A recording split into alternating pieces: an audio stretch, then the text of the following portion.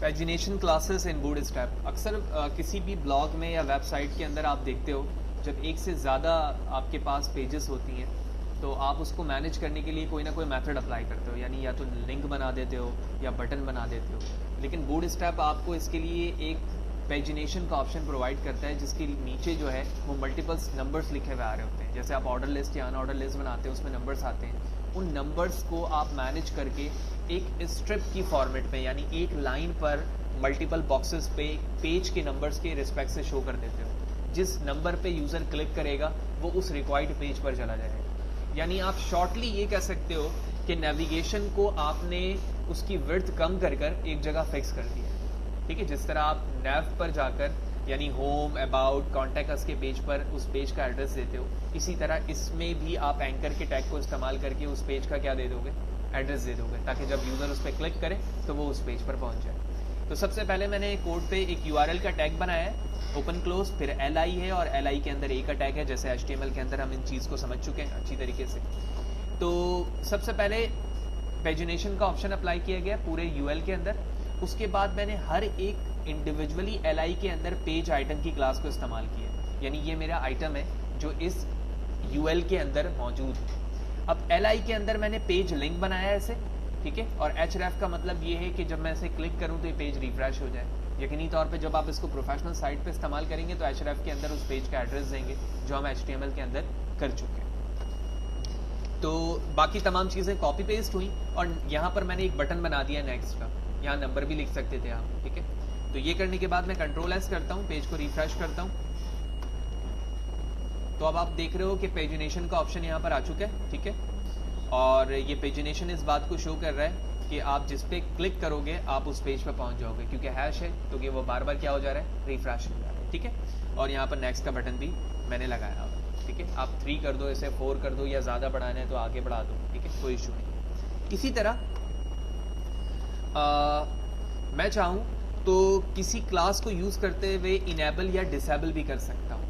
तो मैंने यहाँ पर एक टैग बनाया है LI का, बिल्कुल जैसे नीचे मौजूद है, LI A का टैग यहाँ पर भी मौजूद है, ठीक है। लेकिन इसके अंदर मैंने पेज आइटम के साथ इसे लिखा है डिसेबल। इसका मतलब है ये पेज यूज़र के लिए डिसेबल है, ठीक है, इन टर्म ऑफ कलर्स, ठीक है। वर्किंग तो बिहाइंड पे क्या होगी वो तो कोडर करेगा कि इस पर क्लिक करूँ तो क्या होना चाहिए, लेकिन बूटस्ट्रैप जैसे कि हम जानते हैं कि सिर्फ UI को शो कर रहा होता है। तो यहाँ पर यूज़र को लगेगा कि ये बटन उसके लिए डिसेबल है, वो इस पर क्लिक नहीं कर सकता।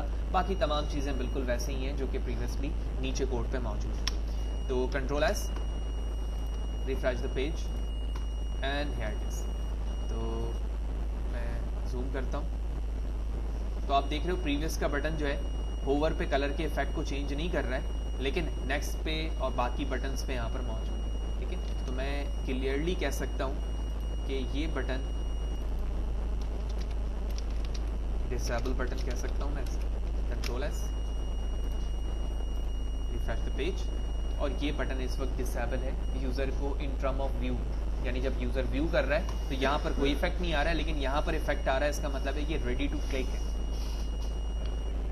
उस पर क्लिक कर रहा हूँ कोई इफेक्ट नहीं है ना, वो तो सिर्फ और सिर्फ, लेकिन जब मैं इस पर होवर कर रहा हूँ देखो उस पर क्लिक का एक व्यू भी बन रहा है, ठीक है ना। आप अगर बगौर देखें, मैं क्लिक करके रिलीज़ नहीं करूँगा बटन को, ठीक है। तो रिफ्रेश करते हैं पहले, ठीक है। ये इफेक्ट है, मैंने अभी तक रिलीज़ नहीं किया है कि जैसे रिलीज़ करूँगा पेज रिफ्रेश हो जाएगा, और ठीक है। तो ये सिंपल एक पेजिनेशन का ऑप्शन था। अब लार्ज पेजिनेशन को देखते हैं कि लार्ज पेजिनेशन क्या है। तो प्रीवियस सेशंस के अंदर मैंने बात की थी कि LGN SM के हवाले से हम आगे जाकर बात करेंगे। तो अभी मैंने आपको बॉर्डर जब मैंने बताया था तो वहाँ पर SM के हवाले से हमने देखा था, ठीक है।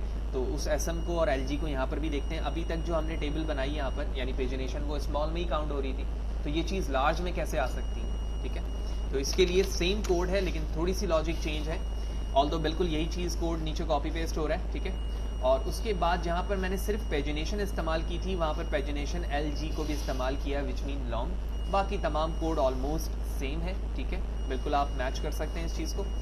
मैं सिर्फ ऐसे ही रहते हुए इसे Ctrl+S करता हूँ और पेज को रिफ्रेश करता हूँ।